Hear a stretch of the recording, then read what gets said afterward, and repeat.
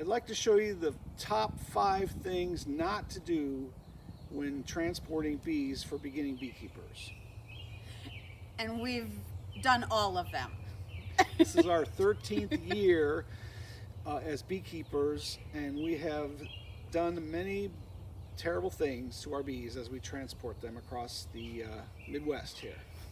Well, I don't know about the word terrible. All right, well. But we've had some mishaps, and our hope is that we can share some of that information with all of you, so that if you're deciding that you want to keep bees and you're traveling to pick them up, that you won't have the exciting experiences that we have had, unless you're adventurous, and then you can ignore all of the advice that we are giving you. Right. Because these aren't just necessarily beginning beekeeper problems, they're intermediate beekeeper and advanced beekeeper things. Because a lot of times we forget the basic simple things, and you put a lot of bees in your car and you drive down the road and stuff happens. Yeah, and we had one of these problems today. So last year we took you on our journey to pick up bees in Wisconsin at Heritage Honeybee, and this year we went there again, but we decided that instead of showing you a video that was very similar to last year's, even though it's very exciting for us, we thought that we would share some of the knowledge that we've learned over the last 13 years. So the first mistake that you want to avoid is you don't want to go pick up bees on a hot sunny day. I know that it seems like the perfect day because you think, oh, the bees and they're flying in the sun and it's a happy time. And this is a hard thing because, you know, your beekeeper calls you up and says your bees are ready, so you really can't control this, but you would like to do it on a cool, cloudy, even rainy day is better, especially if you're picking up a nucleus hive and not a package where the package is self-contained and they're already in there. But if the nucleus, you know, they're flying, then you go there to pick them up and they're all over the place, it's kind of difficult. And if it's sunny, the other lesson that we learned is that if you have a few bees that escape from the nukes, they go to wherever the sun is, and as you're traveling home, they'll move around. So if you happen to be driving into the sunset, then all of the loose bees will be in your front window. Or in our case, a few years ago, they were all walking across the top of my glasses while I was driving. To do this with me. So that's the first thing. Sunny is not always best for picking up bees. The second thing, and we've made this mistake, the only thing that made it more exciting was that the people that came before us, they were picking up a barrel of honey, and they put a barrel of honey, which Doug, 650 pounds in a Prius, and we had an HHR, and we put too many bees into our vehicle. I think I have a picture of it. I'll try to put it in here. I believe I have a picture of the HHR with 25 nucleus colonies stuffed in it like a sardine. Yeah, the people that we got the bees from, they really they thought that we really had lost it, and they were taking pictures of us loading the bees into the car because there was no room for anything and our seats were pushed way forward. So do a little bit of planning, because try to figure out if you're new, if you're totally new, you know, ask about how big nucleus colonies are, you know, because they're all a little bit different, but the dimensions, you know, obviously bee frames are 19 inches if you're, you know, by, you know, 9 inches. So if you got 5 of those, you know, it's not a small little box. And if you want 20 of them and you're driving a small car, you might want to, you know, ask a friend to take a truck or maybe a little trailer, you know, just think about it. Yes, because if you put that many in your car and then you have any of these problems that we're describing, it makes for quite an exciting day.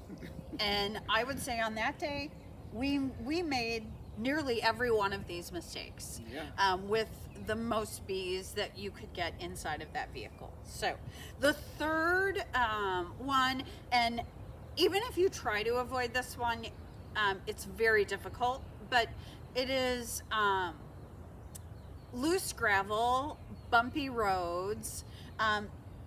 today, it's May 4th, and it's orange barrel season. So every road is tore up. There's Yep. all kinds of construction. You're driving on, bumpy roads, potholes, people driving crazy. So if you wait till the end of the video, we'll have a tip that will help you in all of these situations keep the bees from flying around your car. yes, it's such a good tip. I wish that I had known it 13 years ago. Yes. And even today, we were on the most beautiful road, and then all of a sudden, they were paving miles of it, so there was a big bump on either side, and then the, freshly ground pavement with the oil and lots of signs that said oil. And so bees don't love the smell of petroleum products. And they really hate vibration. It's like one of the things they do not like. Yep.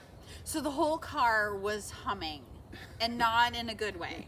So that is the third mistake. Our fourth mistake is long drives. Right. Okay. And even today, it started out, I think the high was 58, and now it's about 52 degrees. And if you go on that hot sunny day that we said not to, you literally have to have the air conditioning on full blast. And maybe even the windows open, but not too much, because then that wind noise makes the bees crazy. Right. And then they get Then and then they fan even more and get even more irritated. Right.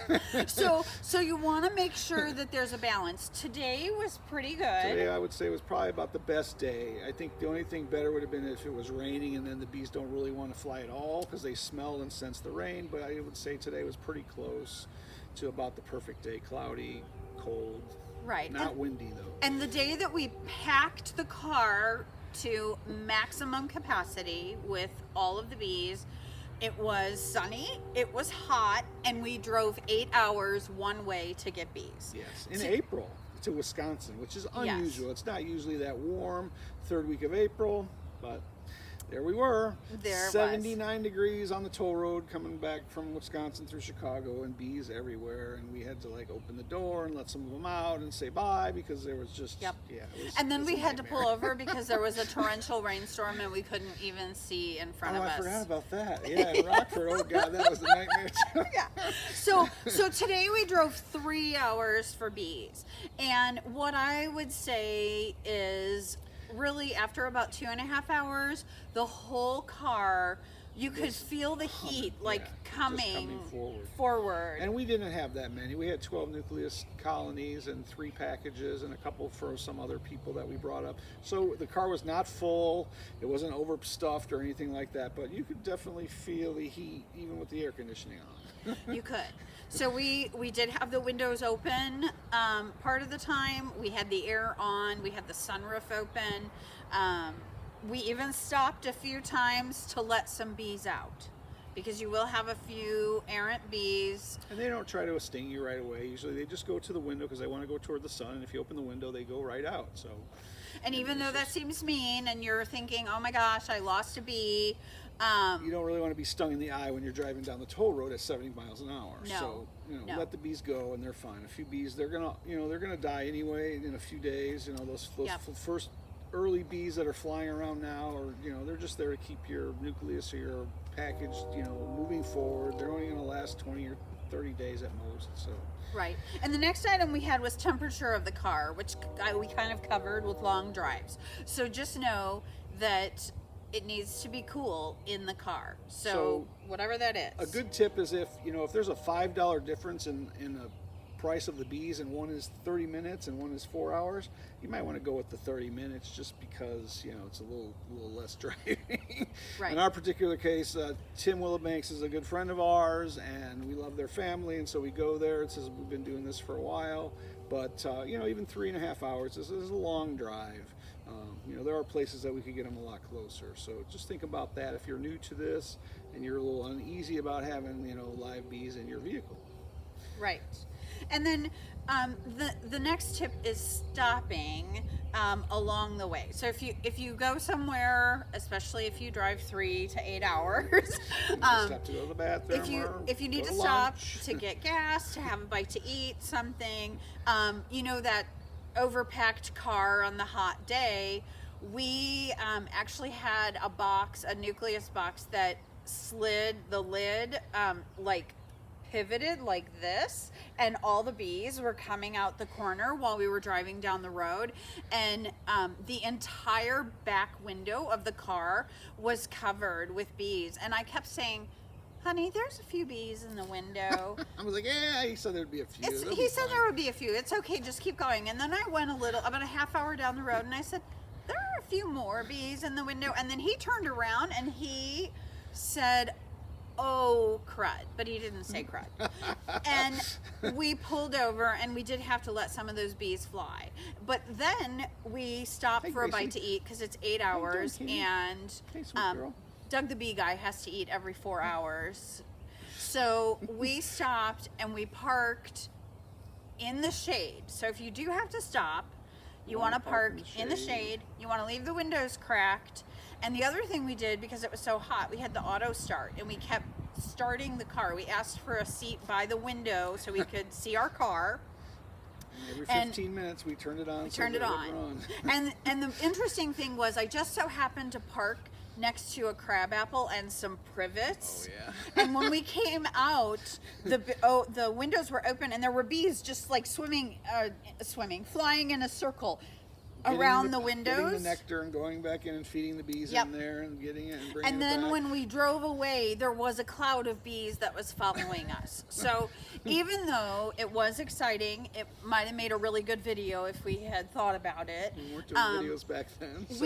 We did feel really bad because we left those poor little bees, even though they had lots of nectar. And we paid a lot of money for them, so you're leaving them on the side of the road. So it's not, it wasn't great, but what are you going to do? You can't drive. We probably had another, I don't know how many hours to drive with a whole bunch of bees buzzing around your head. So. Right. So those are our tips, and we also would like to give you some do's and don'ts. Okay. So pardon my little napkin note here. Okay. So once you get home with your bees. Okay, because the adventure is not over after all of that excitement. We still have to unload our bees right now. We do, and we're going to show you a shot in the car so that you can see some of the mistakes that we made today after 13 years. So, don't leave them in the car when you get home. So that's very important for many of the reasons that we already talked about earlier. They'll overheat. Yep. They need oxygen. They can literally, that many bees can literally fill your car with CO2, and then they won't have enough oxygen to breathe. So it's they can get up to, I don't know what the parts per million is of CO2, but after a certain amount, they'll actually pass out. So don't do that. And if you do go somewhere during the day and you come home before the sun is down, don't pull your bees out and put them in the sun or on the hot driveway. It's better to put them in the shade, in a cool place, maybe your cool basement or a cellar or a garage that's dark and cool. If you're not going to be able to install them that day if the weather's bad, the cooler the better.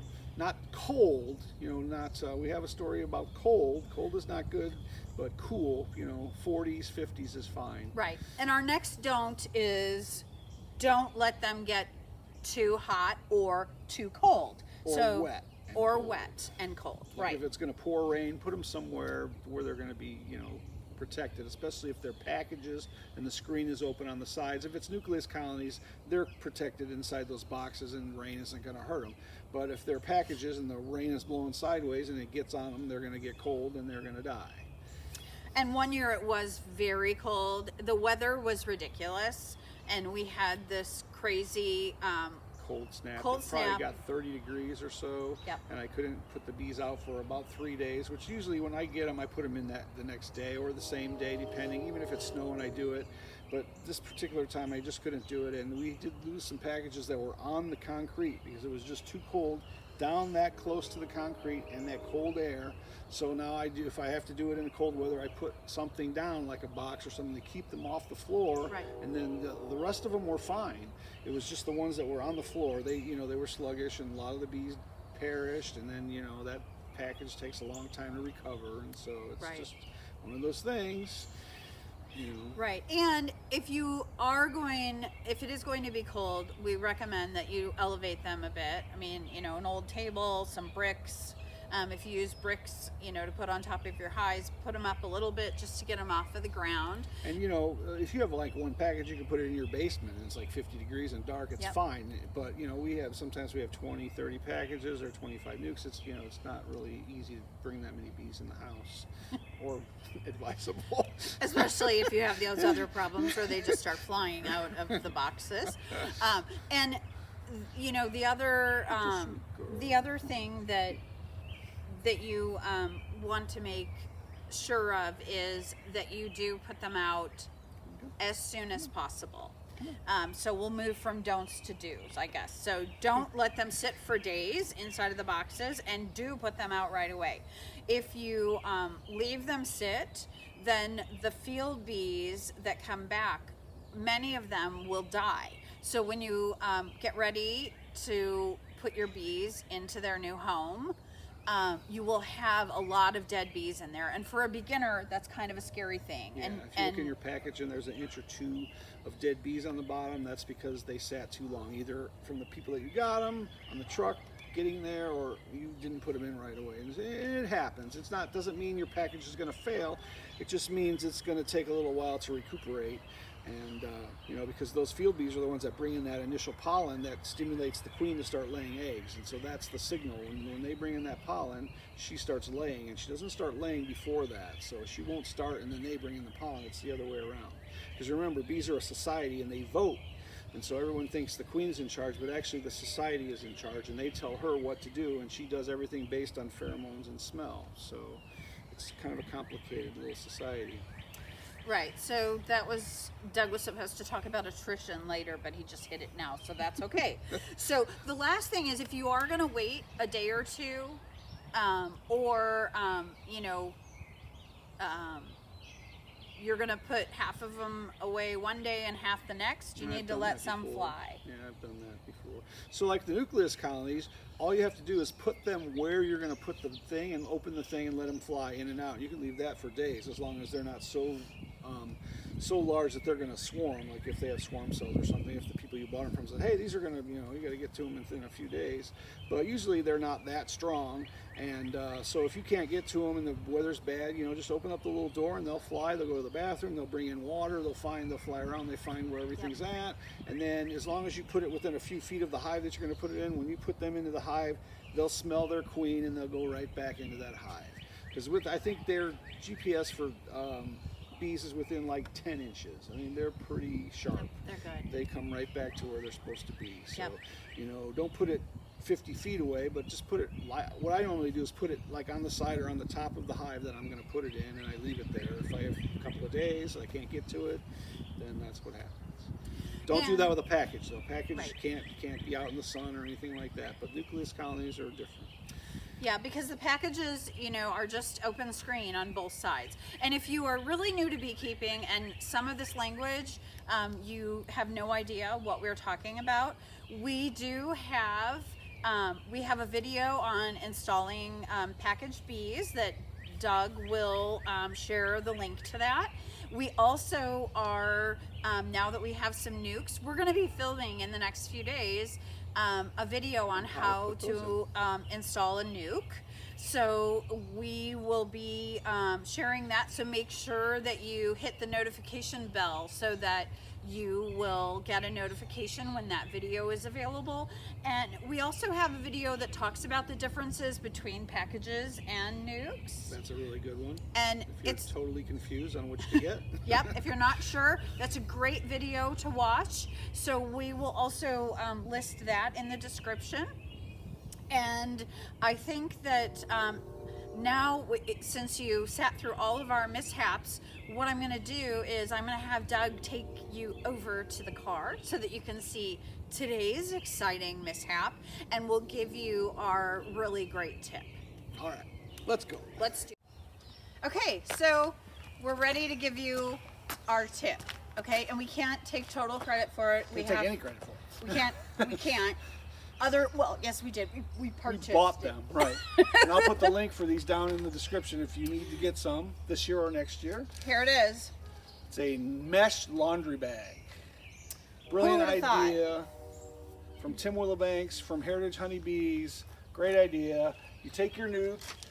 You don't really need to do anything with packages, but you could do it with a package because you know sometimes the packages may have a hole in them. You just never know how well they did it. But you take your nuke, you put it in here, you get your mesh bag, cinch it up, take your little thing, and you're golden. And you're thinking, why would I do that? I'm going to spend $2 on a mesh bag because these things look really nice. They're sealed. They're happy. Well, they are until you hit a bump or till something that you put in there, like a 40-pound case of pollen patties, flips over because your wife's driving like a crazy person, and it opens them up. So then you're like, dang, I wish I would have put the thing on top of it. So let me pull So we're one going of to these show you puppies out. what happens. If you, whoa. Let me get out of the way. A lot of bees on this one. I don't know if I have the gloves for it. Can you grab the top? Yeah. You're going to have to edit it. No, I'm going to try.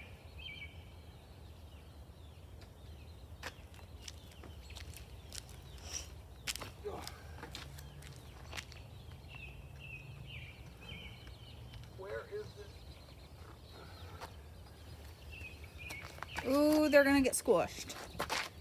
On the bottom? Be careful. There you go. No, there's not on the bottom. They're on the side. Got your whole butt. Okay. It's really hard to see, so I think we're gonna zoom in a little bit, but what happened was one of the vents buckled when we hit a bump. So there you can see this whole net is full.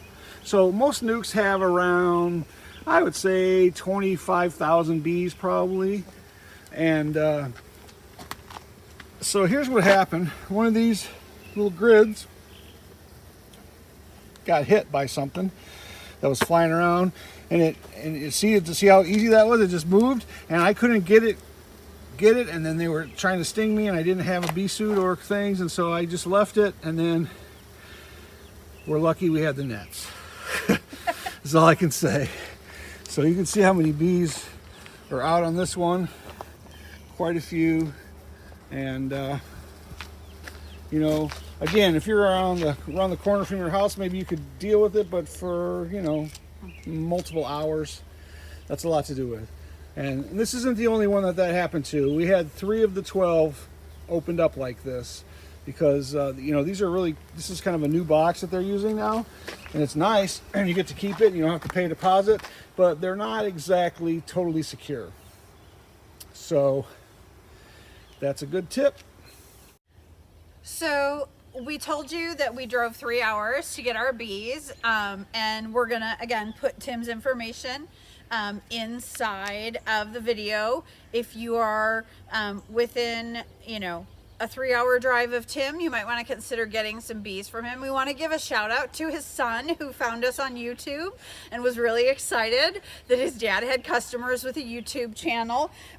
And you get a t-shirt when you buy bees from them. So these are our Heritage Honeybee t-shirts. We get one every year. And it's really easy pickup.